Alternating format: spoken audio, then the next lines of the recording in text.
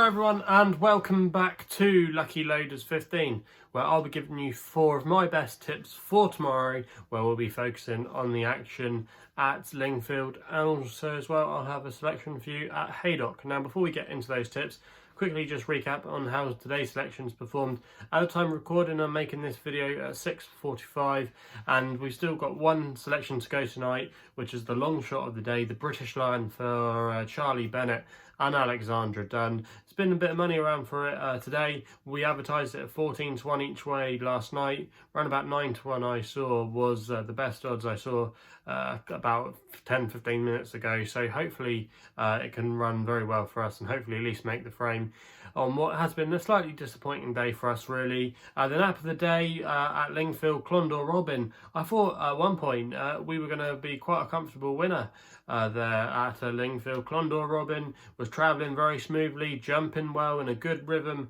under James Best, and then when he went to the front, I thought, like I said, he was going to go and scoot clear from the rest, but it was the Samuel Drinkwater horse that just wouldn't go away, you know, and he was travelling there very nicely. He was always looking a threat at the final couple of fences, and in the end our selection, Clondor Robin, just didn't have the gears to live with him, and even if he had tried and kicked early on, I don't think he would have beaten the winner. I just think the Sam Drinkwater horse was the one to be siding with on the day, so that was quite frustrating there, considering he was a bit of a price as well. We actually advertised him at 8 to 1, so that would have been a nice winner for us there. Amberton at Limerick was the other selection that's run for us today. That was the next best for Willie Mullins and Paul Townend. Again, there was a lot of strong market momentum behind him. We advertised him, I think it was round about 6 to 4 last night.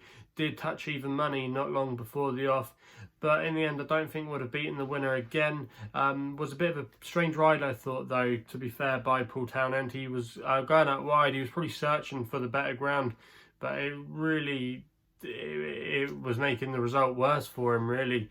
I don't know why, but he decided to do that. But if you look at the winner, he was keeping to the inside and he was always making up a lot of ground, even though it looked like our horse at one point might have his measure. So yeah, slightly disappointing there from that selection, but he did get tired late on and faded into third, and I don't think he would have won anyway if he had gone further inside. So yeah, quite frustrating there, but hopefully the British Lion can pull something out of the fire for us, and we can end the day at least on the winner. So hopefully we can do well there. But like I said, we've got 4 tips for tomorrow's racing, where we're going to be focusing at Lingfield and Haydock. And for the first tip tomorrow, we're going to be going to Lingfield for the 12 o'clock. Quite an early start for us tomorrow, but this is where my nap is going to be running, and that is Yes My Boy for Holly Doyle and Archie Watson. Now this horse did the job very impressively, I thought, last time out when making it all from the front, and in the end was very game and seemed to relish to step up and trip. Now the key, I think, to this horse is the all-weather. He's got a fantastic record, even though yes, he's still only 3 years old. He's appeared on the all-weather 4 times and he's won 3 of those starts, you know, and he wasn't for stopping last time out. I thought Holly gave him a brilliant ride from the front, dictated the pace, and I could just see her using similar tactics again tomorrow. There's not too many front runners in here, so if she can nick an easy lead in the small field, she might just have too much for them, and I think this horse has still got a lot of progression to come. Make it rain for the Crisfords would be the danger, but their horses haven't been running quite as up to form of late, and that would be a slight worry for me. And our selection as well, Yes My Boy, has a few form lines through some of Make the Rain's past performances, which in my opinion puts Yes My Boy ahead of him. So yeah, for me, I think Yes My Boy, 7 to 4 at the time of recording. That price was still available at Bet365. I'd have this horse favourite, really, and I think really if it repeats last time out, it's going to take all the beating. So Yes My Boy, again, not an original selection, but yeah, I thought that would take all the beating there tomorrow. We then go to Haydock for our only jump selection tomorrow, which is going to be my long shot. This isn't the biggest price long shot I've ever put up. Currently available at 15 to 2 for Laura Morgan and Max Kendrick.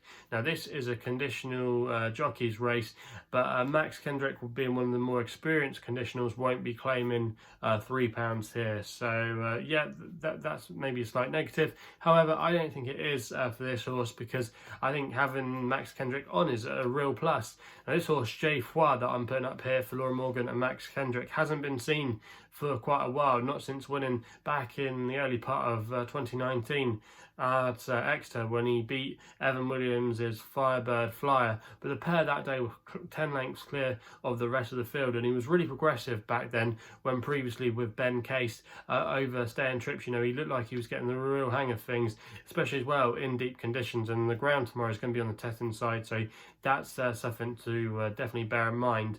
But yeah, this horse, if you go back through a lot of his novice form, he's got some good form against some horses now that are easily rated 20, 30 pounds higher than him. So off a mark of 108, despite not being seen for a while, he could be nicely treated in this field. There's a few in here that, in my opinion, just don't have the form to boot. I know Bushy Park, for a lot of people will want to side with him after his impressive victory. You might remember, obviously, last week or the week before, he was part of a gamble at Hexham where I think he went 16 to 1 into 7 to 4 and absolutely hosed up. But that was a bit of a Mickey Mouse race, and he's stepping up in grade here, or against a better calibre of horse tomorrow. And I thought our horse really had a good chance, you know, and Laura Morgan's horses have been running really well at the moment. She's had 3 winners in the last fortnight and a lot of placed efforts as well, and there's currently 8 runners in this race at the moment, and I thought that the makeup of the race suggested that 15-2 for this horse each way, that's a good price. I'd be disappointed. Yeah, he might need a run tomorrow, but at a bit of price, he's one that I would want to take a chance on, and I'd be disappointed if he couldn't go close to making the frame tomorrow. We know that he'll handle the ground. The trip shouldn't be an issue.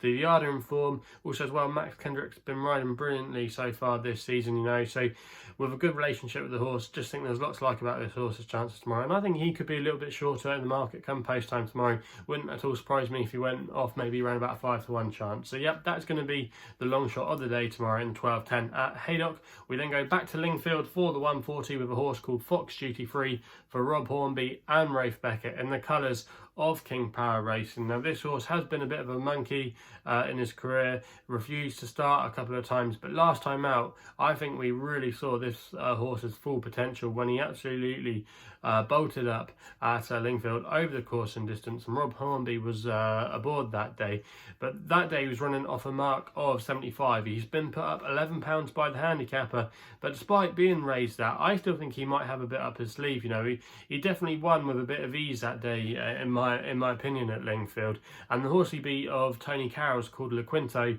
ran a solid race not so long ago. I think it was the other week when finishing second at Lingfield. Now he is going to have to step up in grade, and he will be running against a better calibre of horse, but if he replicates that form and even builds on it, I think he's still got a little bit of room off his handicap mark.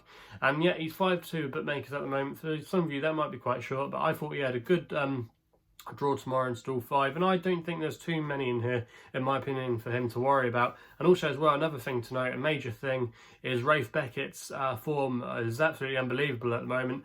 11 runners in the last fortnight and had 6 winners, so he's operating at a 55% strike rate. A man in form at the moment, and you want to be following his horses.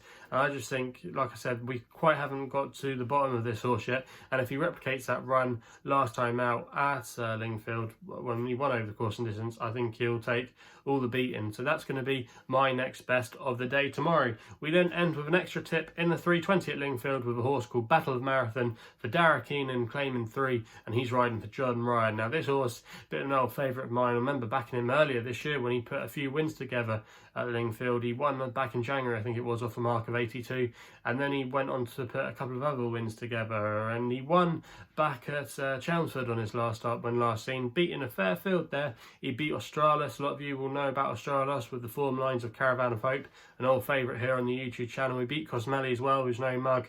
So yeah, he beat some good horses about a marathon that day, and he's just shown that he's coming back into a little bit of form now. He will have to shoulder a penalty, the £6. However, I still think he's fairly well treated in this race, and I just think it might set up quite nicely for him. I expect Rochester House and Mark Johnson's to go out there from the front tomorrow trying to dictate, but I think he might need the run, and I don't think he's potentially that well handicapped either, so it could set up for Battle of Marathon, who likes the course, got a good record here, still fairly workable mark, and Dara Keenan's been riding quite well of late as well. So again, I just thought the race could set up really nicely for Battle of Marathon tomorrow, and I think he can get another win under his belt. So yep, they're going to be the 4 tips for tomorrow's racing. So let's quickly just recap through them then. In the 12 o'clock at Lingfield, Yes My Boy at 7-4 is the nap of the day. In the 12:10 at Haydock, we go Foie, 15-2 each way is the long shot.